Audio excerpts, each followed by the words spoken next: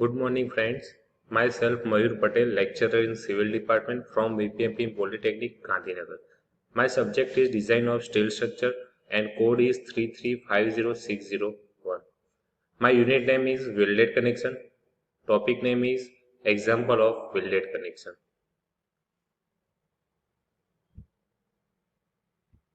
My objectives: Example of welded connection.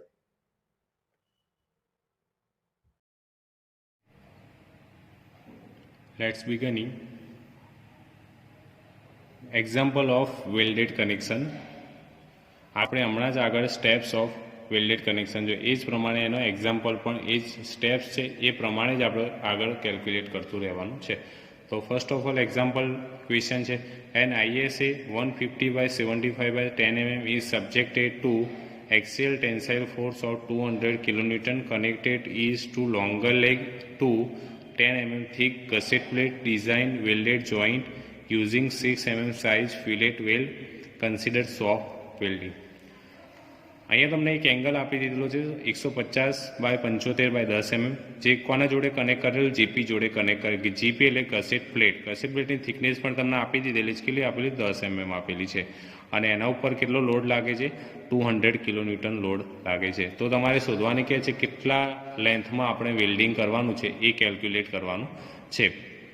અહીંયા size of weld પણ આપેલી છે 6 mm એટલે કે કેટલી જાડાઈનું કરવાનું છે થિકનેસ એ પણ તમને આપી દીધેલી છે અને ક્યાં વેલ્ડિંગ કરેલું વર્કશોપ એટલે કે શોપ વેલ્ડિંગ કરેલું છે. તો ગિવન ડેટા આવે છે total load P = 200 kN, ISA angle છે, જીપી થિકનેસ 10 બંને ચિનર થિકનેસ એટલે કેટલી કહેવાય 10 mm જ કહીશું. સાઇઝ ઓફ વેલ્ડ S તમને આપેલી છે 6 mm.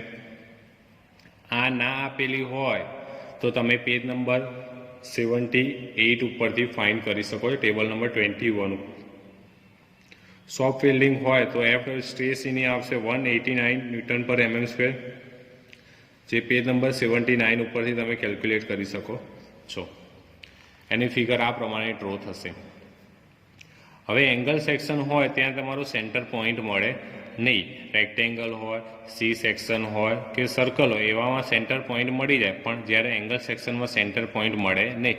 એટલે કહેવાનો મતલબ એ છે આમાં લોડ લાગે છે પણ સેન્ટરમાં લોડ લાગતો નથી. તો કઈ જગ્યાએ લોડ લાગે છે એ આપણે પહેલાં એ આપણે જોવું પડે. તો ફર્સ્ટ છે ISA છે તમારો 150/75/10 mm. તો આપણે CZZ ડિસ્ટન્સ જોવાનું રહેશે.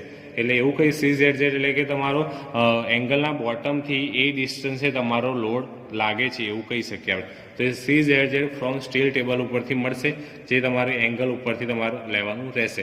તો એની વેલ્યુ આવશે તમારી 53.2 mm.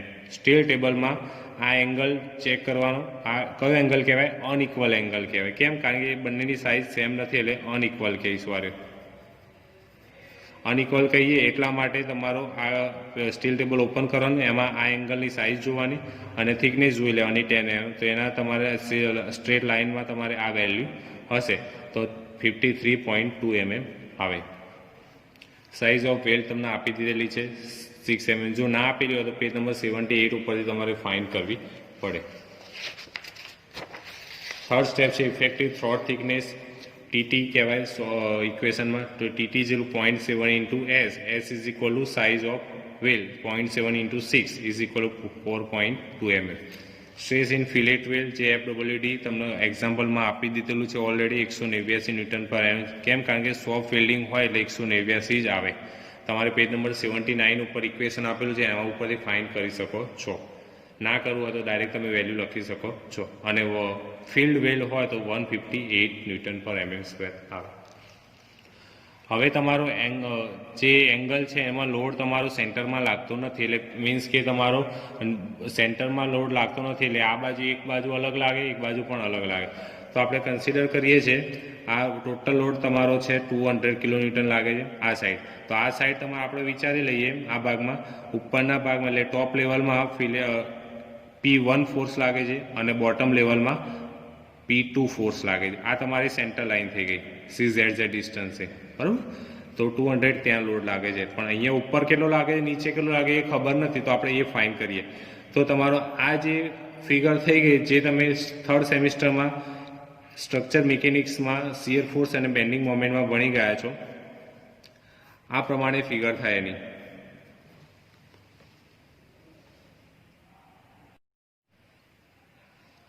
આ ફોર્સ આપણો સેન્ટરમાં લાગતો નથી. સપોઝ સેન્ટરમાં ફોર્સ લાગતો તો અપ અને ડાઉનમાં પણ આપણે વેચી નાખીએ, પણ અહીંયા સેન્ટરમાં લાગતો નથી, એટલે P1 ફોર્સ પણ અલગ હશે અને P2 ફોર્સ પણ અલગ હશે.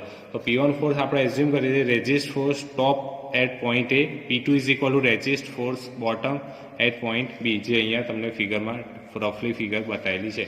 તો તમારો આ જે સ્ટ્રક્ચર મિકેનિક્સ થર્ડ સેમિસ્ટરમાં સ્ટ્રક્ચર મિકેનિક્સ સબ્જેક્ટ આવે છે, એમાં તમે ભણી ચૂકેલા છો શિયર ફોર્સ અને બેન્ડિંગ મોમેન્ટનો.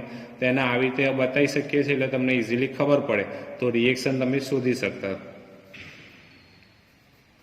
200 કિલોમીટર આ પ્રમાણે. આ ટોટલ લેન્થ તમારી 150 આપેલી છે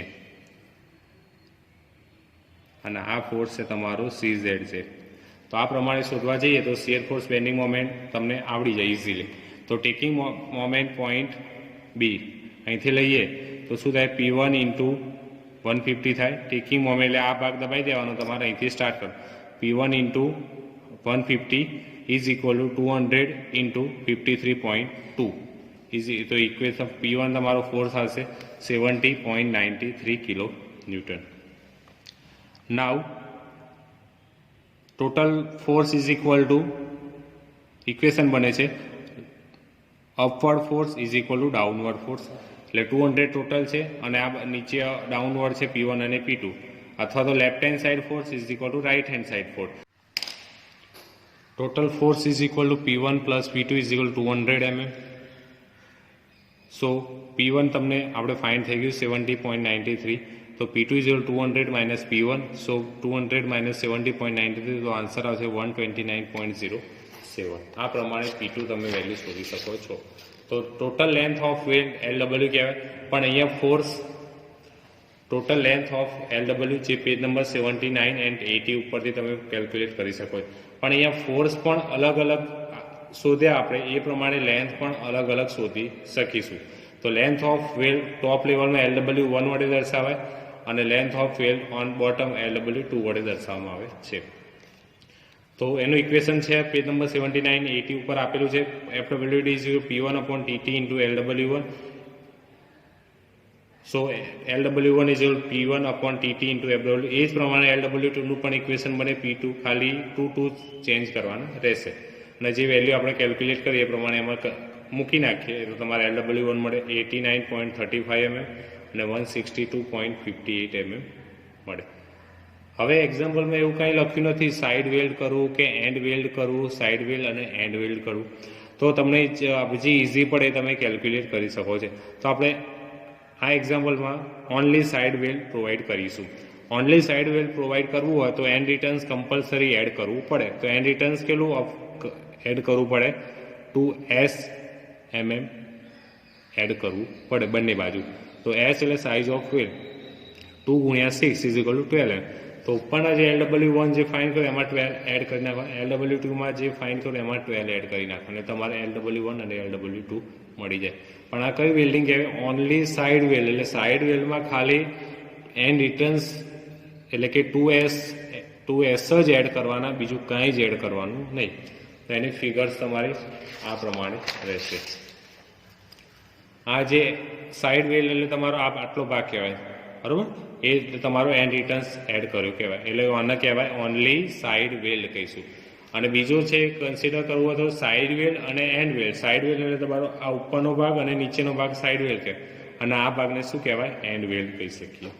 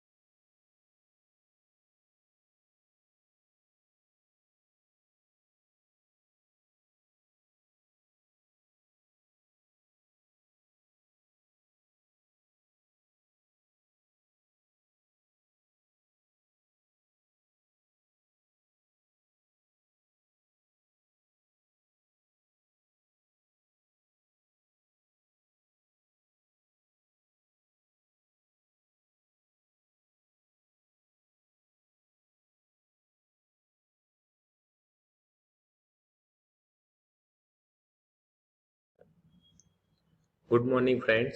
Myself Mayur Patel, lecturer in Civil Department from VPMP Polytechnic, Gandhinagar. My subject is Design of Steel Structure and code is 3350601. My unit name is Welded Connection. Topic name is Example of Welded Connection.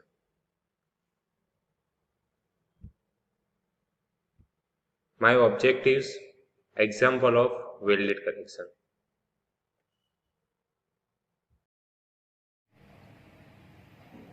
Let's beginning.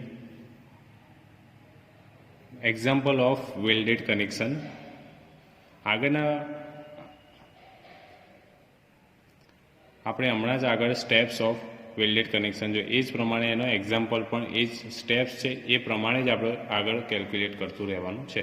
તો first of all example question છે an ISA 150/75/10 mm is subjected to axial tensile force of 200 kN connected is to longer leg to 10 mm thick gusset plate design welded joint using 6 mm size fillet weld considered soft welding. અહીંયા તમને એક angle આપી દીધેલો છે 150/75/10 mm જે કોના જોડે connect કરેલ GP જોડે કનેક્ટ કરેલ GP એટલે ગસેટ પ્લેટની થિકનેસ પણ તમને આપી દીધેલી છે કેટલી આપેલી 10 mm આપેલી છે અને એના ઉપર કેટલો લોડ લાગે છે 200 kN લોડ લાગે છે. તો તમારે શોધવાની કે છે કેટલા લેન્થમાં આપણે વેલ્ડિંગ કરવાનું છે એ કેલ્ક્યુલેટ કરવાનું છે. અહીંયા સાઇઝ ઓફ વેલ્ડ પણ આપેલી છે 6 mm એટલે કે કેટલી જાડાઈનું કરવાનું છે થિકનેસ એ પણ તમને આપી દીધેલી છે અને ક્યાં વેલ્ડિંગ કરેલું વર્કશોપ એટલે કે શોપ વેલ્ડિંગ કરેલું છે. તો ગિવન ડેટા આવે છે total load P = 200 kN, ISA angle છે, GP થિકનેસ 10 બંને થિનર થિકનેસ એટલે કેટલી કહેવાય 10 mm જ કહીશું. સાઇઝ ઓફ વેલ્ડ S તમને આપેલી છે 6 mm. આ ના આપેલી હોય તો તમે પેજ નંબર 78 ઉપરથી ફાઇન્ડ કરી શકો છો ટેબલ નંબર 21 ઉપર. સોફ્ટ વેલ્ડિંગ હોય તો F સ્ટ્રેસ એની આવશે 189 Nm/mm², જે પેજ નંબર 79 ઉપરથી તમે કેલ્ક્યુલેટ કરી શકો છો. એની ફિગર આ પ્રમાણે ડ્રો થશે. હવે એંગલ સેક્શન હોય ત્યાં તમારો સેન્ટર પોઈન્ટ મળે નહીં. રેક્ટેંગલ હોય, સી સેક્શન હોય કે સર્કલ હોય એવામાં સેન્ટર પોઈન્ટ મળી જાય પણ જ્યારે એંગલ સેક્શનમાં સેન્ટર પોઈન્ટ મળે નહીં.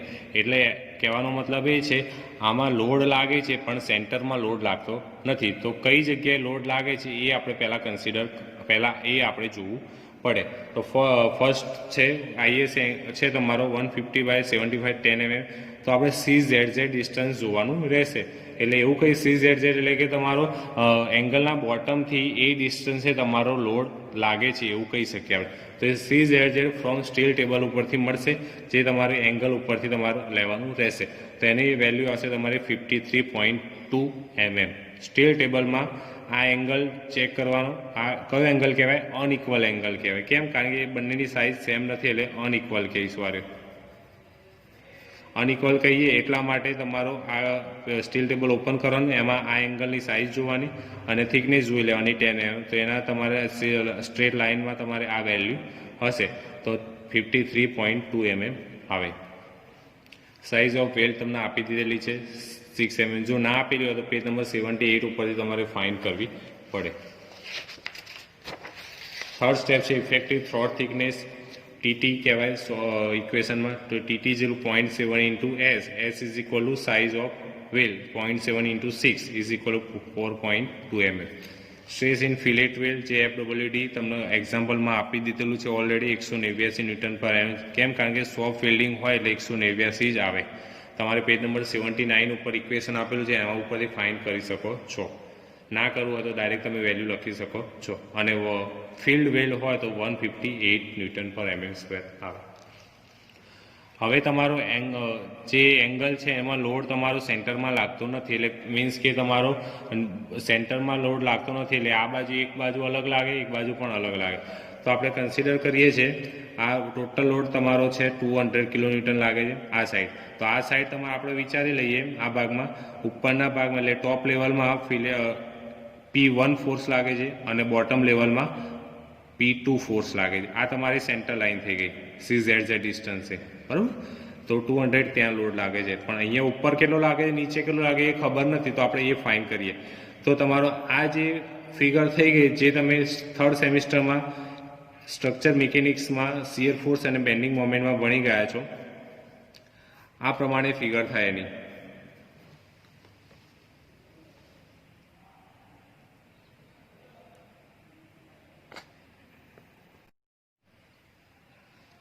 આ ફોર્સ આપણો સેન્ટરમાં લાગતો નથી. સપોઝ સેન્ટરમાં ફોર્સ લાગતો તો અપ અને ડાઉનમાં પણ આપણે વેચી નાખ્યા, પણ અહીંયા સેન્ટરમાં લાગતો નથી એટલે P1 ફોર્સ પણ અલગ હશે અને P2 ફોર્સ પણ અલગ હશે. તો P1 ફોર્સ આપણે એઝ્યુમ કરીએ છીએ resist force top eight point A, P2 is equal two resist force bottom eight point B, જે અહીંયા તમને ફિગરમાં રફલી ફિગર બતાવેલી છે. તો તમારો આ જે સ્ટ્રક્ચર મિકેનિક્સ થર્ડ સેમિસ્ટરમાં સ્ટ્રક્ચર મિકેનિક્સ સબ્જેક્ટ આવે છે એમાં તમે ભણી ચૂકેલા છો શિયર ફોર્સ અને બેન્ડિંગ મોમેન્ટમાં, તો એને આવી રીતે બતાવી શકીએ છીએ એટલે તમને ઇઝીલી ખબર પડે તો રિએક્શન તમે શોધી શકતા. 200 કિલોમીટર આ પ્રમાણે. આ ટોટલ લેન્થ તમારી 150 આપેલી છે અને આ ફોર્સ છે તમારો CZ છે. તો આ પ્રમાણે શોધવા જઈએ તો શિયર ફોર્સ બેન્ડિંગ મોમેન્ટ તમને આવડી જાય ઇઝીલી. તો ટેકિંગ મોમેન્ટ પોઈન્ટ B અહીંથી લઈએ તો શું થાય, P1 ઇન્ટુ 150 થાય. ટેકિંગ મોમેન્ટ એટલે આ ભાગ દબાઈ દેવાનો તમારે, અહીંથી સ્ટાર્ટ કરો. P1 into 150 is equal to 200 into 53.2 easy. તો ઇક્વેશન P1 તમારો ફોર્સ આવશે 70.93 kilo newton. Now total force is equal two equation બને છે upward force is equal two downward force. એટલે 200 ટોટલ છે અને આ નીચે ડાઉનવર્ડ છે P1 અને P2, અથવા તો left hand side force is equal to right hand side force. તો P1 plus P2 is equal two કેટલું આવશે, 120 કિલો ન્યૂટન.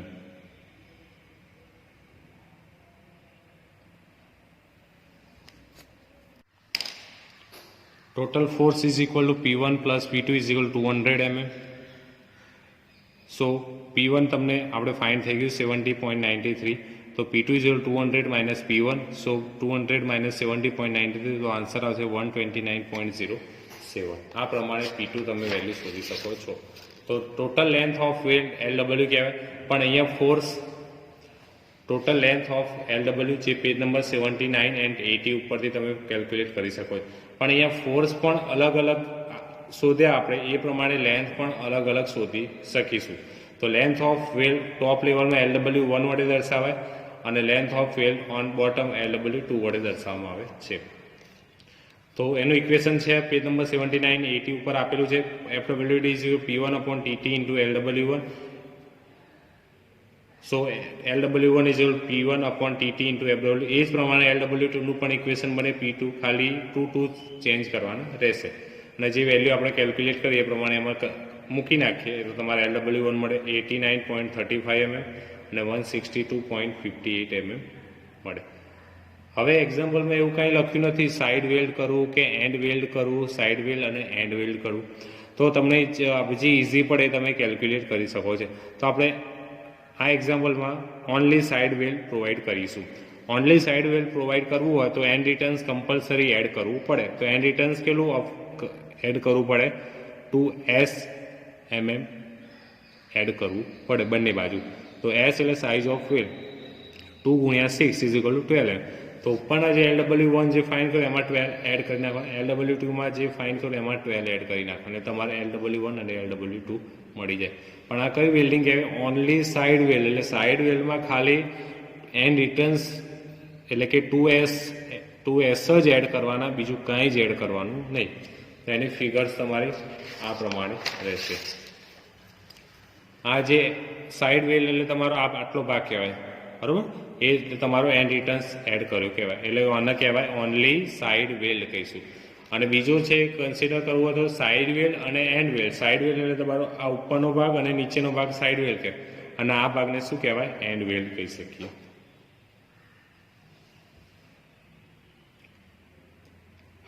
બીજા એક્ઝામ્પલના વિડીયો પણ નેક્સ્ટ વિડીયોમાં આપણે બતાવીશું.